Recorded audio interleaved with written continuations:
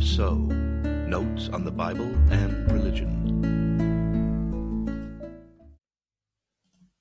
Episode 5, Translating the Biblical Text. The Bible was originally written in Hebrew, Aramaic, and Greek. It is a collection of texts, the writing of which spanned over 1,000 years. No original copies survive. Most people who read the Bible read a translation of the original languages. From very early on, scribes made translations of biblical texts, and for well over 1,000 years, copies were made only by hand, making biblical texts rare and expensive.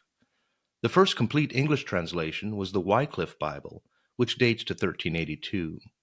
The Bible became increasingly available with the movable type printing technology that produced the Gutenberg Bible of 1455. In 1611, the King James Version of the Bible was completed. For nearly 4 centuries, the King James Version was the most preferred Bible in English. The King James Version was a translation with what may be called a mostly word-for-word correspondence with the original text. During the mid-20th century, many English translations were produced. It was argued that a formal word-for-word correspondence like that of the King James Version might miss the nuance of a text, resulting in a loss of meaning. Accordingly, some translations sought to hold on to meaning across languages by providing a more readable, dynamic equivalent translation. The New International Version of 1978 and the New Revised Standard Version of 1989 are examples of a translation method balancing what the text originally said with contemporary English word order, idioms, syntax, etc. In short, these translations attempt a thought-for-thought, but not always word-for-word translation.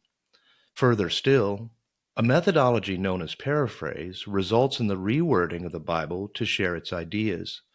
The Living Bible of 1971 and Eugene Peterson's The Message, 2002, are prominent examples. So which translation is the best? One of my professors of New Testament shared her response to this very question. 7 translations, side by side, might together capture the meaning of a particular verse.